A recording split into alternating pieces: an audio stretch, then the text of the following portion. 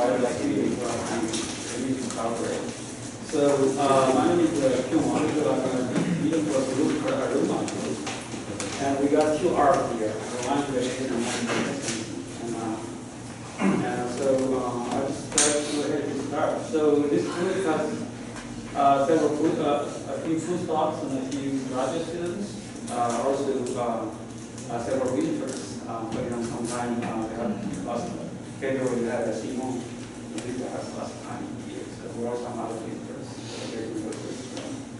So I like to say that, you know, if you have some project interesting, you know, send me an email and I will be very happy to exchange programs. So here is the outline of my talk. I will try to provide some refresher on our theory and principles. And then I'm going to talk about these principles, how they are used from a historical perspective. Because I feel that, you know, I remember when I was a graduate student, I like to go back to the literature to find out what has been done and what has not been done. And now when you have a better perspective of projective research in the future. And then I also talk about agricultural correlation and hopefully provide some stuff about future directions. So I start with one of these images that showing the October 10th, basically is the day when I come here, a global view of the Earth from space, part by mathematical satellite. Now if you see this image here, you find out that you really cannot see aerosols. Where are the aerosols there? You cannot see them very well. You see the oceans, you see the clouds. Those are things straight up moved from a global from space. You really don't see aerosols very much. Because in global average, the cloud covers about 70% of our planet. And so clouds are white. So what is the color of the aerosols? Well, you really have to zoom in to the aerosols. Or here is dust blooms from, you know, from Sahara, from the east, from the Asia. And here you got the smoke from California and also Australia and Central America. And you also have haze, and mostly in Asia. And you see they have different colors. And you ask why they have different colors, why they don't look white as clouds. You look out the window, you see haze there. So you ask why question. So then that has to do with how you display this data. Now we display this data with two color dimensions. I mean, we use red, green, and blue, three colors, based upon what the measure the intensity in these colors, in these wavelengths, then we try to mix them. So if red and green and blue, they are all pure red, pure green, pure blue, you mix with them, you get a white cloud. That's because, that explains why cloud looks white, because it reflects all the radiation, you know, red, blue, and green wavelengths equally, and you've got the same amount of the intensity in this wavelength, you get white cloud. White dust looks yellow, because where you put the yellow dust here, because the dust reflects green and red, but they also blue. That's why the soil surface in the blue wavelength is also dark. That's why you can have a deep blue argument, because the soil matters. The soil, they absorb here the UV and blue radiation much more than the red and the green. So you can see, and for haze, they are also scattered radiation equally on here, but they all have different colors because they have different absorption spectrum depending on absorption and scattering. Okay? So there are also phenomena about aerosols because gas gases, their output probably change a lot by time and by space. So we talk about the aerosols. When the aerosol interact with the radiation, they depend on several things. First, they depend on how big is the particle and what's the wavelength of the radiation. And the ratio of the two, we call them the size parameter. And we can divide them into several regimes. For example, when the particle size is very big and the wavelength is small, that's beyond the geometric optics, right? You wake up in the morning, you look at the mirror. If you're red, that's the geometric reflection, right? The visible wavelength compared to the mirror, the size of the mirror is much bigger than the wavelength of the visible light. When you're going down to here, you have mean scattering peak, which is equivalent. The size and the wavelength here is equivalent to 1. That's the most complicated case. And that's something that you want to deal with if you want to study the aerosols. And then you get the red scattering and the red scattering here. So the aerosol is around this range right here. Dust can go up to cloud droplets. So if you really want to get the information about those aerosols, you have to use wavelengths in these ranges. Including very long wavelengths, there is no information there. If you get too much shorter wavelengths, then you also basically don't get much information. So most time, we wanted to use mean scattering to get the characteristics of the different aerosol particles. So, what exactly is satellite major? What exactly the category of scattering is? Or the variation simply maybe 100 wave, right? The satellite measures intensity, like more different intensity. So that's called the square of the amplitude of the wave. That's the intensity. But there is also another quantity called correlation. Because it's an electromagnetic wave, and if you project this wave in a certain time period, and you can see the oscillation, the movement vector of this wave, maybe just converted into one line here. That's called linear correlation. But it could be circular around. If you project in a certain time interval, that's called circular radiation, and that's circular correlation. And then you can also have elliptical correlation as well. So the degree of correlation basically carries to the extent you can descend a certain pattern of correlation, and that's really that's one of the uniqueness. That's also one of the characteristics of the electromagnetic radiation. So that also can tell us the properties about the particle. And I will tell you why. Because when you have a radiation come in, and then you have the particle spectrum, this characteristic of the electromagnetic wave for the incoming is linked through what we call a scattering matrix. And if the particles are, this scattering matrix is 4x4 element, 16 elements matrix. And if the particles are spherical, you only those parts are zero. But if they are not non-spherical, this part are not zero. So normally we call P1 as the phase function, but because for natural lights, when you project them, they are all over the place. You really cannot see patterns. It means that the degree of correlation for natural lights from the sun before they enter into the atmosphere is zero. Okay, so that means that Q naught, U naught, and V naught in terms of the Stubbs 4 parameters, they are zero. So if they are zero, then IQ UV can be linked to the scattered light can be linked to P1 times I naught, Q equal, P1, 2 times I naught. Then the degree of correlation can be expressed as this form right here. So that's a link of the what satellite can measure to the what properties of this scattering of the particle is. So most time when we try to interpret the intensity and the correlation from the measure from the space, we want to link to both the P1 as well as this one here, or this right here. Okay? Of course, the microscattering makes things complicated. Okay, you have one measure times another measure, things like that, but the principle will remain the same. So, the particle has different size division, and in the past, that we assumed as early as 1974, before human has become a big issue. Global warming is like a lot about the particle scattering. And what you choose here is that the particle size division can be in different mathematical form. Right? It could be normal size division, or it could be parallel distribution.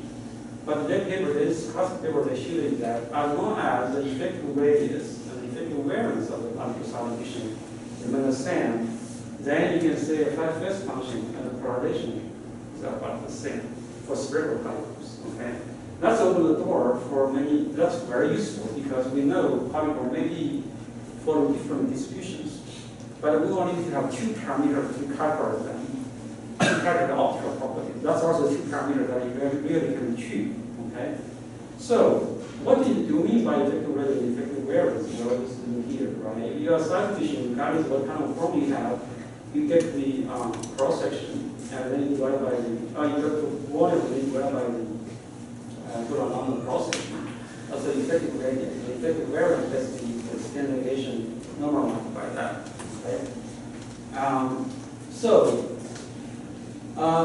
The degree of correlation turns out to be very sensitive to the size and composition. So this is one of the paper in 1974. Basically, try to interpret what kind of particle intervalence gas. Okay, what defines mostly the surface acid. So these are features right here. But different measurements from satellites. These are 40 years ago, 40 years ago. But anyway, and then you can try using mean calculation, you calculate, for different size and different refracting index, how does that fit them? Then find out the degree of probability can tell us, okay, the gas even has a composition of the particle that we see in the form of salicylic acid. So those are used in planetary exploration, because over there the atmosphere, relatively speaking, is pretty simple, right? That's some gases, but not as complicated as the atmosphere. But the physics still remains the same. Okay.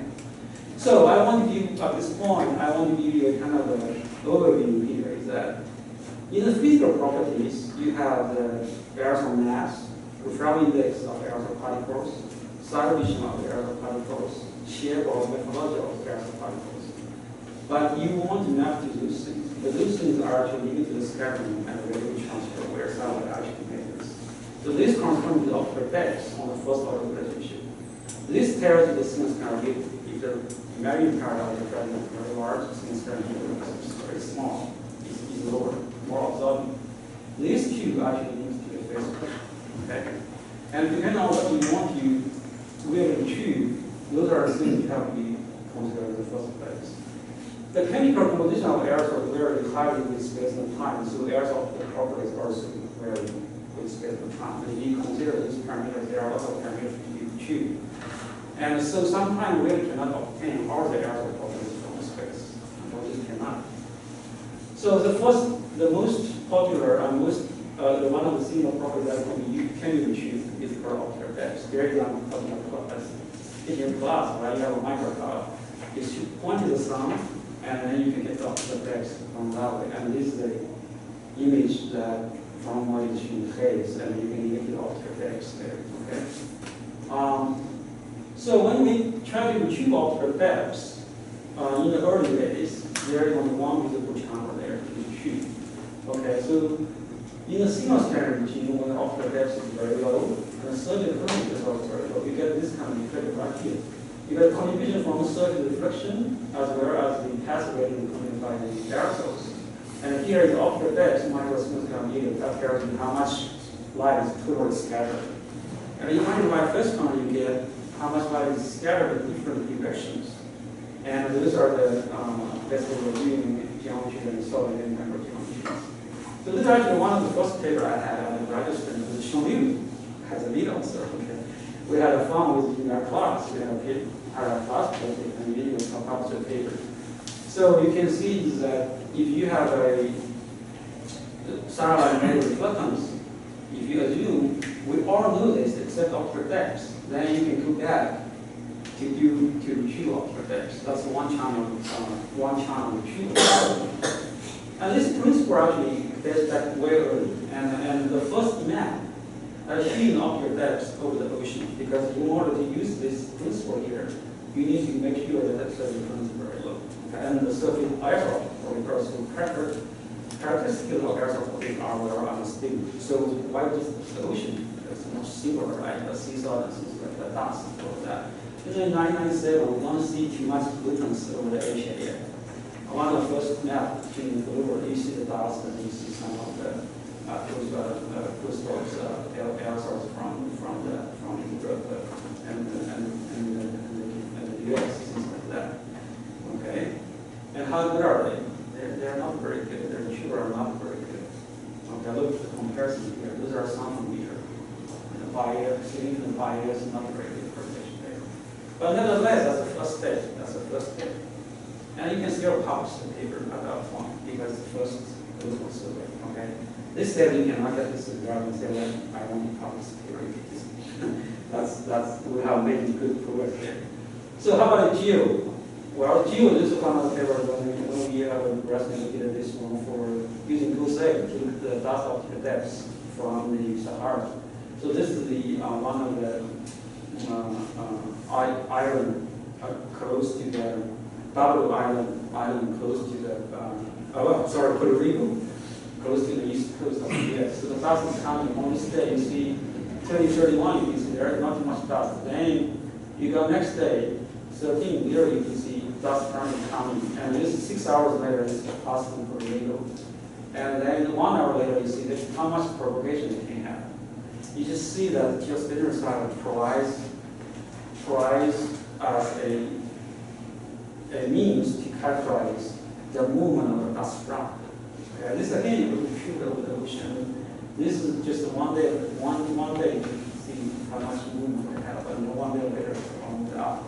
And the polar inside cannot give you that because they only have one shot to stay. Then we started to think about can we characterize aerosol properties with more aerosol instead of aerosol map by optical depths. Or we need to first learn the aerosol properties and their link to the optical properties to the ground test measurements. So those are the measurements on the wavelengths and the optical depths that we measure in different places. One is over aerosol emission in DC. That's the aerosol in Mongolia. And you look at the scale here, okay? The x-axis, the same scale. Y-axis, this gets to 1.0, this gets to 1.5. So you can put the slope, this slope should be much wider than this slope because it looks in parallel, but this scale is much bigger. That means you get a sharp decrease of the aerosol depths as you move from shorter to longer wavelengths. But I look at Mongolia, not the case. So this turns out to be a wavelength-dependent relationship of optical depth versus wavelengths, and it turns out that we call this parameter here as the onion splinter. If the onion splinter is very big, that means you've got a very stronger wavelength dependence. That means the particle size is very small.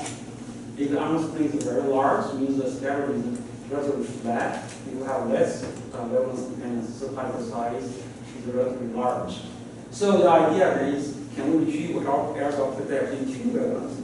In that way, we can look to the size of the particle. Okay, so that's what they did. Okay, those are before 2000, before modern response. Again, from FHR, you can see here, those are optical depths, and those are the onion power component. Basically, this here is very small, right? But what is very large, these are the particles. Look at here. Aerosol optical depth may be moderate, but the onion is very large. That means that's very small particles. These are influences from Europe and the US. That's again the first global map down over there. How about Geo? Well, we had to take opportunity during the SE Asia. We had we tried to have a kind of a hybrid method from the GMS satellites, and you can see that you got dust from Asia, and you also got the pollutants from here in different time. Those are this one is the 1 hour. Okay, those are things you expect to see in your satellites. So challenge is that this relationship really breaks down when certain photons are higher. Okay, so this is one of the simulations that did by one of the pioneers in aerosol retrieval theory, Jun Wang and later in 1985. Where they show is that those are the pass radiances, and these are certain photons. When certain photons getting higher, you see the pass radians are actually getting negative. This is something that I also talked yesterday, because you got strong interaction in the atmosphere and land. When your surface current is very high, when the sunlight hits the surface, they will come back to the atmosphere, and they get scattered again. But the aerosols will always have some absorption there. That absorption can enhance because of the stronger reflection from the surface. So you actually find out the solar mirror is actually smaller than surface photons. And so it's hard to retrieve aerosol information now. That's a challenge, right? So how can we do that? How can we do that even over the land, how can we calculate this difference better? So the idea then is again through the field experiment. That's why I think we will learn a lot from Carl AQ about doing task and things like that. Because we want to use field data. So this is one of the time experiment field can be in 1995. What you see is the RGB images from smoke, right? White powder, small particles.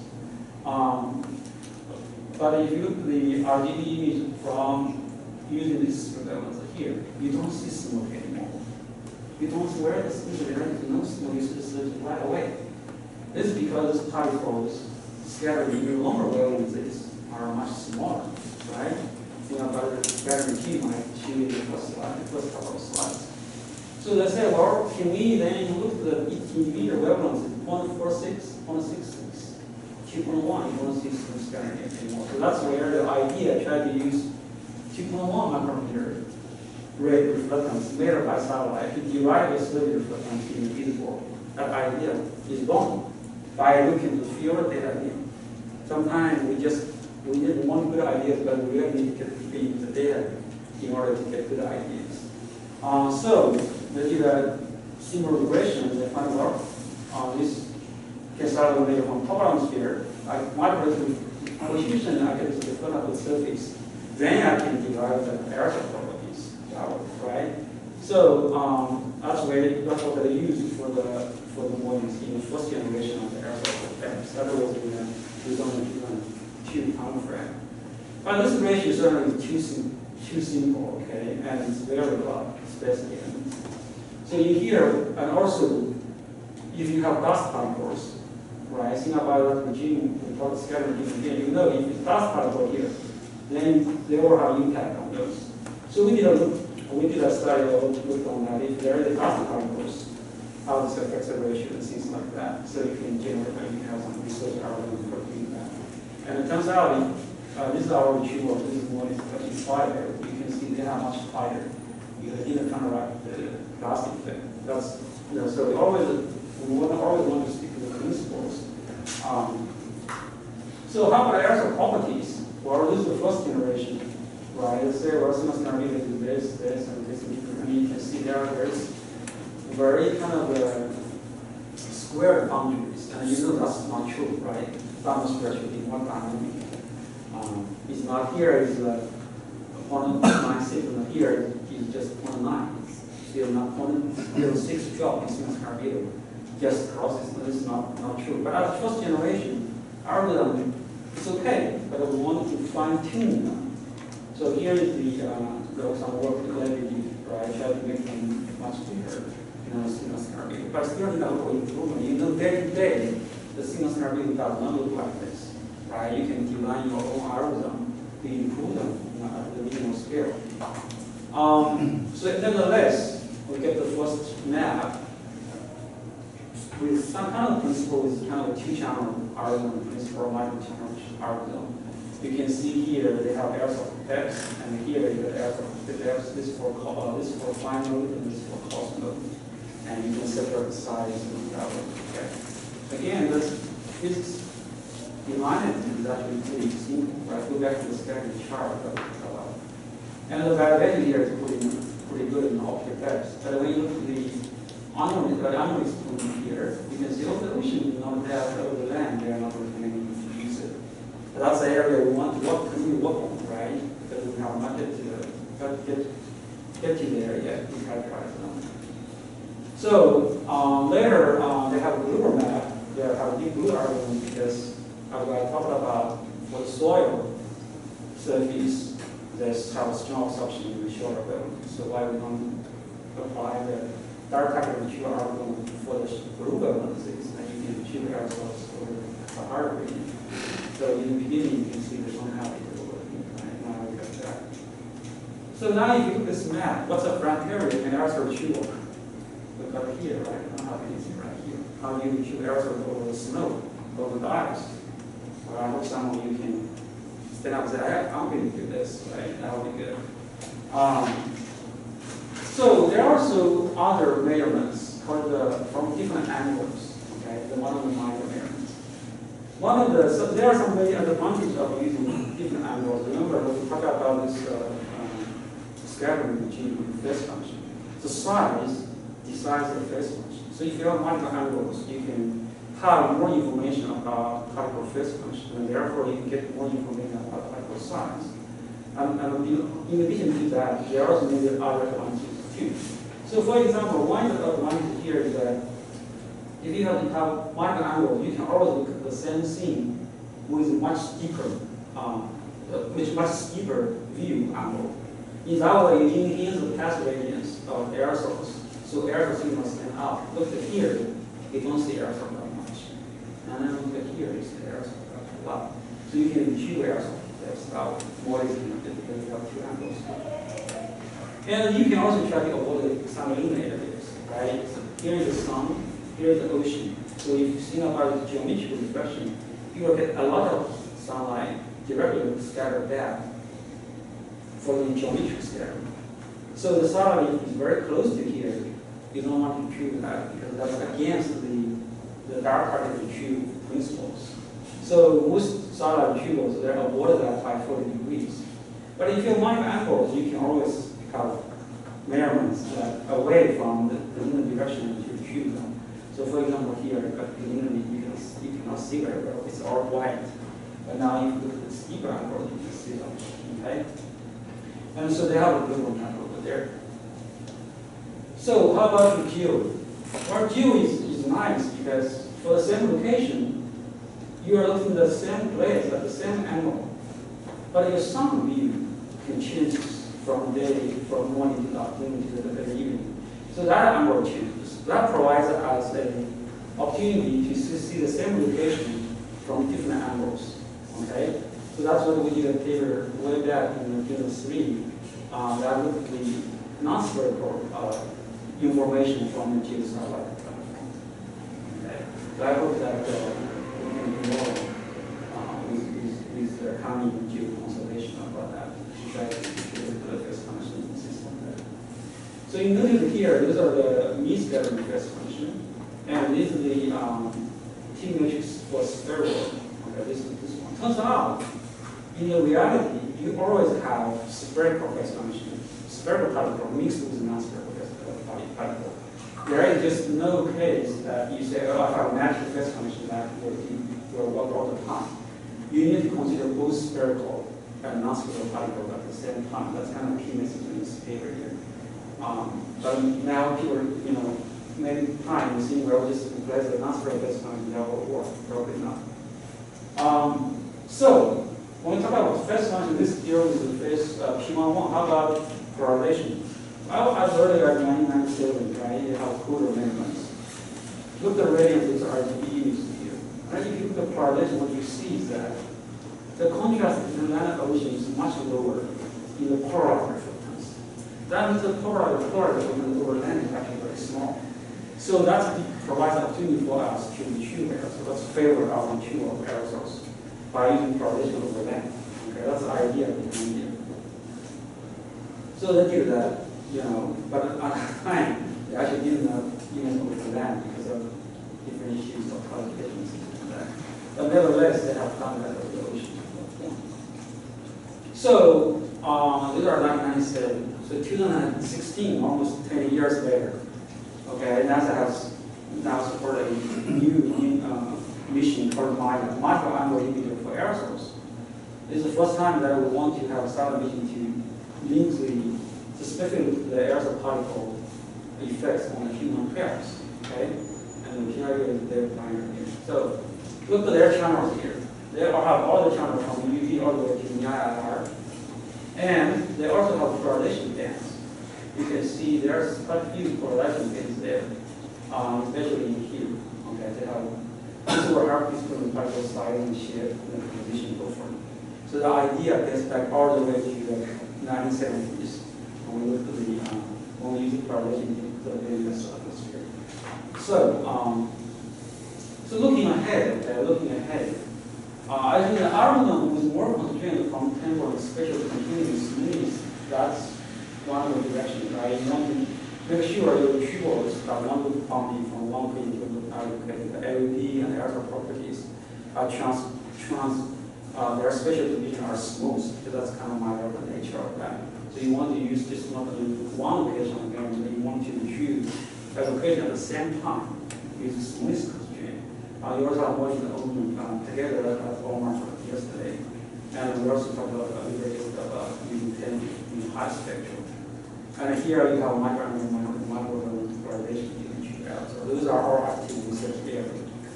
And I want to end up with to talk a little bit about Austin A and Austin B project, because you really don't know when you plan a satellite sensor or what's the optimal configuration for the sensor and how does that reach your kind of scientific objectives. So that means you need a very numerical test bed for that. So that's a little bit of getting my second kind of talk here again, which I will do a modeling of the radial transfer and the scattering and the surface properties. So we have a super on two. This code is probably available if you send me here if you want. So what we have done is we characterize using their techniques to order parameters and shape factors and service parameters, things like that, so you can do optimization. So I want to give you an example, and I hope I will use this to illustrate the polarization and the scattering and the gas absorption at the same time. This is one of the people who tried the polarization of oxygen and oxygen begins to see aerosol profiles. Because so far the aerosol product we can get most times from active lighter, and you know that's very expensive and they don't do scanning. Can we do aerosol profile from passive luminescence? So I want to remind you that the degree of linear polarization is defined at this from a scattering perspective. Okay? In the back scattering direction, you can see in the left scattering, the degree of polarization is always positive. Okay? And it's very big. It's very big. And if you look at the sphere, it's right here. They are all negative. Okay? And it will be very big too. And if you look at the non-spherical, it's right here, somewhere in between. Okay? In other words, it's non-spherical. Spherical is always lighter than non-spherical if they are spherical. Anyway, I want to introduce you about oxygen A and oxygen B band. Oxygen A band is right here, and oxygen B band is right here. Outer depth for oxygen A band can reach up by 100. That means it's not a very narrow band. The sunlight cannot penetrate to the solar atmosphere and get to the surface. And you can imagine when outer depths start to decrease, some of the light can penetrate through the atmosphere to the surface, some not. So that means the penetration depths of the radiation at each wavelengths are different. If you measure the whole thing, the whole spectrum, that tells you there was some information about aerosol. So you kind of prove the atmosphere by different depths, right? Some of them will interact with aerosols near the surface. Some of them will solely interact with aerosols, in the mesosphere. Their oxygen area and absorption is so strong. So if you made a whole spectrum, that gives you information about aerosol probably in different altitudes. The similar principle applies to heat. Okay. So here is probably my last slide here. So let's think about if we have a black surface. Anything get to the surface completely absorbed, right? Now, if you have a gas optical right here, right? Just think about the radius right here first. So if you have gas optical depth, as gas optical depth is very small, then you got your polarization basically is contributed like this, right? It's contributed like this. The gas option increases because when surface is black, the ULD, the QA is large, right? It's large. Similarly because the radius is large. I'll talk about it here. The radius is pretty large right here. However, when all the absorption suppresses scattering, when you have the gas absorption starting to increase, then scattering gets suppressed. That means your polarization gets started to increase right here. So, but when you have surface component to it, okay, as the surface will enhance the scattering, slightly reduce the polarization at the atmosphere within the channels. Now this reduction will decrease as the oxygen gas oxygen has increased. So it's in this way right here. If your gas optic depth is so high, they cannot interact with the radius. It's just when this atmosphere emitter goes back to space. So it's got saturation right here. It's in between here, you see that the degree of polarization is very sensitive to how much gas of effect we have. But this how much gas of effect is dependent on the altitude of the atmosphere. So that way, the flow polarization is very sensitive to the aerosol profile right here. So that's why in this case we advocate that over the bright surfaces, quarter use already show the polar difference very low. So over the bright surfaces, even with over the oxygen and oxygen region, you can still retrieve the aerosol high by using polarization. But if you don't have any polarization, then you can actually put high up there. So we look at those cases right here. And so here is the kind of sensitivity there. But without the oxygen air band, the difference of polarization, the highly sensitive to the aerosol peak height right here. It's very sensitive right here. And different channels have different sensitivity. Some of them are more sensitive than others to depend on the aerosol altitude. Also in here as well. And you can see we can go up to 0.2 there, it's the same. The sensitivity right here. So in summary, I think so far at least they're the most reliable variable that we choose for aerosols. Aerosols are video height, size are coming on, and here is some future directions. So hopefully, if you're interested in some of this, I'll be more than happy to cover with you on this. So I'd like to thank you very much.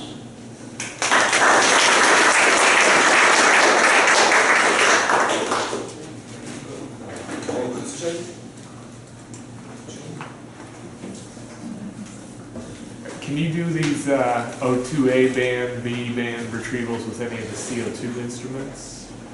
That's a good question. The CO2 instruments, some of them have the oxygen in there. Just they just do the A band. Yeah. And we are, I think only CO2 maybe have some correlation. Okay. I'm trying to look at it that if the surface is dark, you can see will do it in oxygen again, can give you high information. But for the urban regions, you need polarized reflectance. The route is low, and you get high. So we play with some of the data with that, but the data is very sparse, as you know. Yeah. And so we have not. I don't have any result here at the moment. So we are trying to propose an instrument on the aircraft that measures the O2A and OTP and correlation. And I talked with some of the engineers in aerospace. They actually say that engineering-wise, it's very simple to measure those. There are no challenges to do that. So we will see if we can get some data from there. Any other? You can ask questions, Tom and Caroline. Yeah, I use Word available, so feel free if you send me email or application, I have been here after Friday. Right. And I have decided that the fish market is too good. So next time I will come back for that. So we'll see you more often. We went for a load at the fish market. Good.